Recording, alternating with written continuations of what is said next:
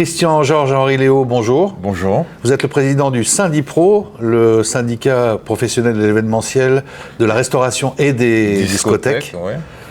Actuellement, il y a un seul sujet qui barre l'actualité en ce début de grandes vacances, c'est la violence armée qui s'exprime aux alentours de vos établissements. Généralement vers 1h, 2h du matin. Vous ne voulez surtout pas être stigmatisé par rapport à ce problème. On ne veut pas être stigmatisé parce que nous ne sommes pas, comment dirais-je, responsables de l'insécurité et du pis-aller que la société traverse, sachant qu'elle a traversé aussi économiquement. Et je pense qu'on a tué l'espoir, tué la perspective d'un meilleur vivre ensemble. Et la deuxième chose, c'est ne pas stigmatiser non plus, systématiquement, une tranche d'âge et dire ce sont les jeunes, ce sont les jeunes. Je pense qu'on leur a rien offert en échange d'une part, et d'autre, je pense que c'est un tout. Et après, pourquoi? Parce que je pense que la causalité est importante. Savoir le comment du pourquoi c'est important. Et aujourd'hui, je tiens à faire remarquer quand même que ça se passe en discothèque, mais rarement. C'est arrivé là dernièrement, malheureusement, en discothèque. Pourquoi? Parce que je pense qu'après le Covid, tout le monde voulait être à l'extérieur.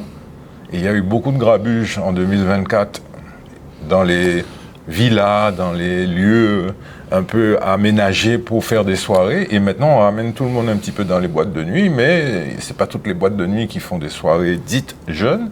Et deuxièmement, ça concerne un petit peu, enfin, on va dire que c'est circoncis à une catégorie de soirées. Donc après, j'ai juste un problème par rapport au fait que le sanctionné, ce soit l'organisateur et le lieu, et qu'en fait, le responsable de l'insécurité en général, je pense qu'il n'y a aucun de nous qui peut factuellement le sanctionner, parce qu'il est responsable, mais pas coupable. Mais nous sommes responsables et coupables. Et je peux vous dire que dans certains cas, nous sommes même des dommages collatéraux de choses banales. C'est la vente d'alcool dans les stations-service. C'est le fait que les gens marchent avec des glacières, qui s'installent dans un pré, dans un parking, et puis qu'après, ils viennent se défouler devant ou à côté. Maintenant, il y a un phénomène d'armes là qu'il faut qu'on nous explique. C'est bien ça le problème. C'est parce que les arbres parlent très souvent que, justement, on en parle. Et on s'en inquiète. Alors, c'est vrai que j'ai entendu un nouveau narratif auquel j'ai du mal à adhérer, puisque je vous l'ai dit en off, c'est que parler d'organisations criminelles qui seraient installées en Guadeloupe et qui distribuent certaines choses, moi, peut-être que je ne saurais pas assez, mais je ne le vois pas. Et deuxièmement, stigmatiser la famille, les parents, je dis que c'est quand même osé dans la mesure où la République a déstructuré la famille, déstructuré le culturel de notre société, c'est-à-dire les fondamentaux, les valeurs, ce que nous sommes, parce que faisons partie d'un ensemble qui n'a rien, enfin je veux dire que culturellement qui n'a rien à voir avec ce que nous sommes censés être, des insulaires. Donc nous sommes habitués normalement à vivre en fonction de ce qu'on a et pas de ce qu'on n'a pas. Ouais, vous êtes quand même conscient que ces jeunes dont on parle, de plus en plus jeunes justement, oui. On parle de gamins de 13 ans qui sont armés et qui vous disent clairement, parce qu'on a fait une série de reportages justement à France Entier, on a expliqué un peu toute cette dynamique, on va dire, négative. Ils vous expliquent que les armes, ils les ont achetées ici dans le pays. Elles arrivent avec la cocaïne. Donc on met le doigt sur... Et à partir du moment où ils ont ces armes en main, dès 13 ans, ils s'en servent. Donc on met pour des motifs futiles. Oui, mais on met le doigt sur quelque chose. On met le doigt sur quelque chose de fondamental.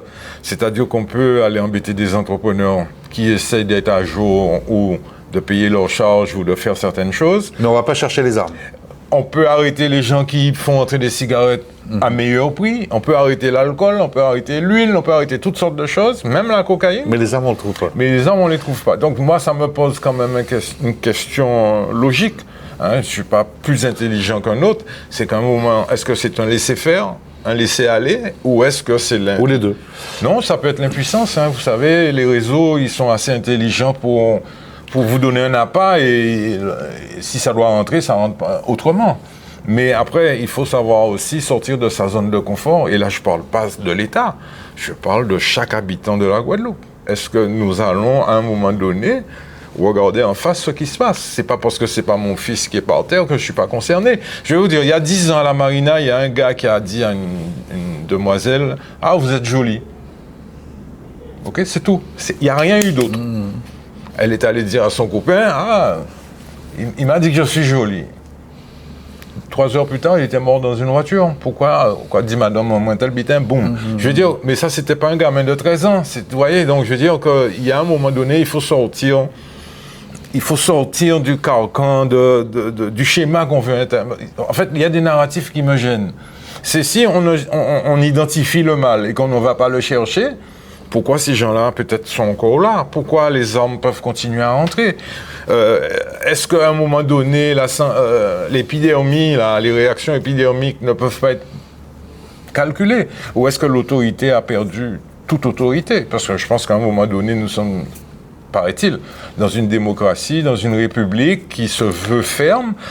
Il y a des choses à faire, c'est tout. Moi, je veux bien payer le prix. Alors, malheureusement, moi, j'ai pas d'établissement en ce moment, mais je veux dire, je veux bien payer le prix. Et je pense que tout le monde est d'accord quand on fait une faute, parce que quand on organise, il y a la hiérarchie des responsabilités.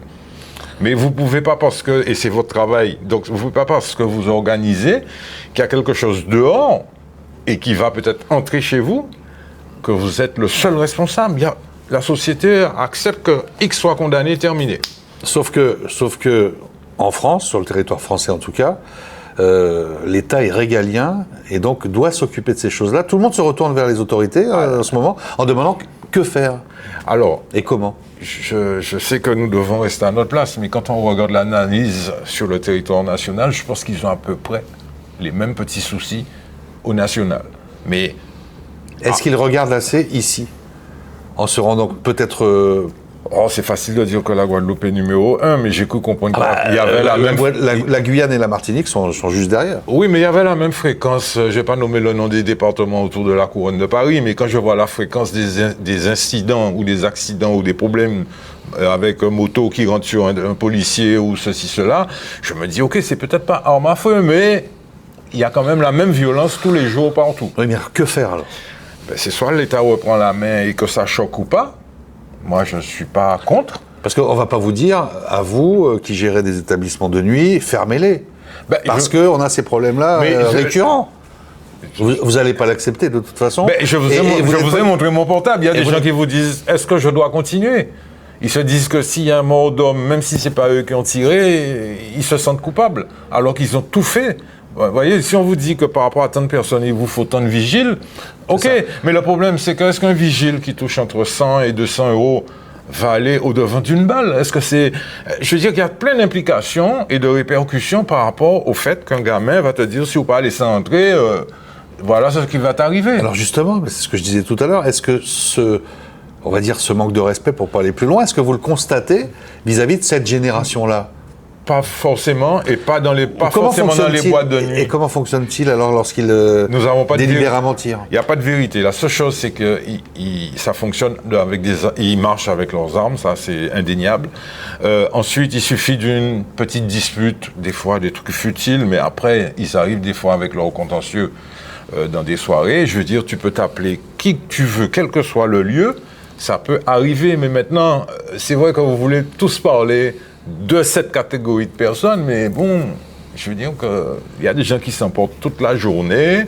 Quand il y a un délit de fuite avant-hier et qu'un cycliste qui meurt parce qu'un camion l'a shooté et que c'est une voiture qui a fait une queue de poisson, le délit de fuite a duré quoi? 8 heures? Enfin, je veux dire, l'actualité a duré 8 heures, on n'en parle plus, mais pendant ce temps, le mec, il est mort. Donc, je veux dire, il faut relativiser les conséquences pour nous et plutôt s'intéresser à la problématique de fond. Et la problématique de fond... On vient à la causalité, alors. Oui, à la causalité.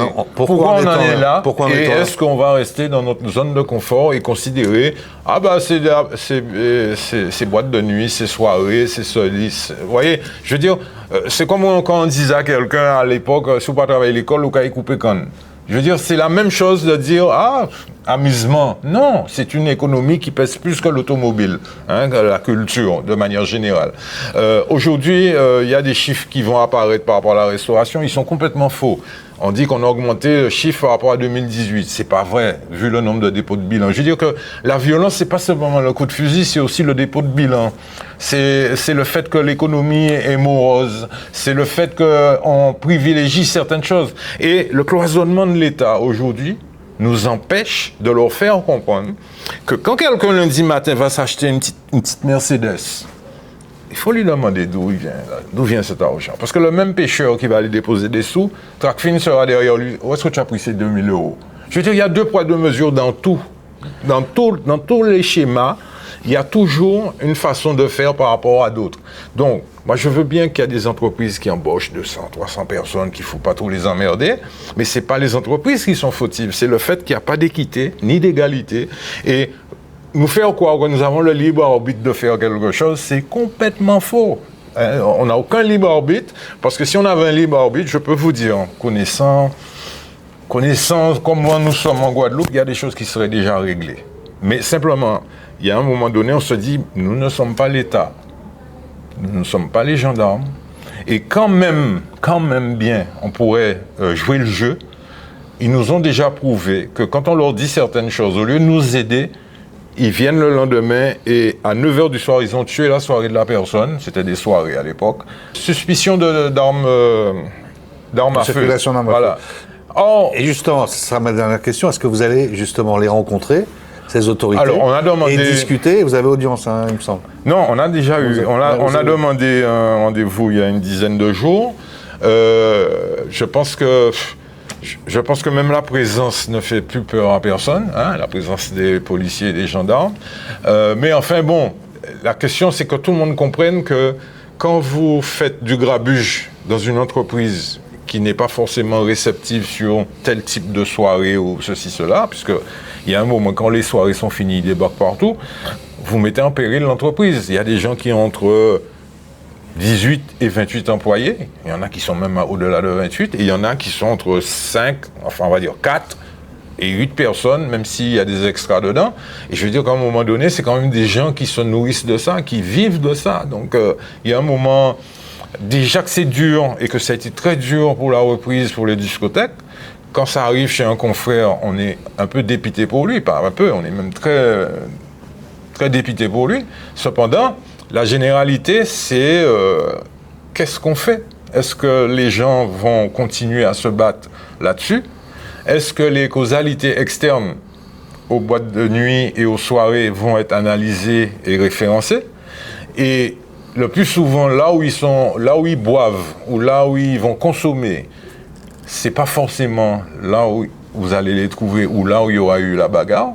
Et malheureusement, il suffit de dire, et ça c'est des choses qui arrivent souvent, hein, il suffit que vous dites, même si vous êtes allé au restaurant, à la marina, et qu'après vous avez fini au Dubaï ou au Zouk, au café, il suffit de dire, j'étais à tel endroit, et que c'est une discothèque, c'est fini. Hein. Même si vous êtes parti 2 heures avant, c'est fini, on vous convoque et c'est vous qui êtes sanctionné. Et c'est ce manque de lucidité qui me gêne, ce manque d'analyse et le cloisonnement permanent de tous les services de l'État. C'est-à-dire que nous sommes le thermomètre, nous savons quand ça ne va pas.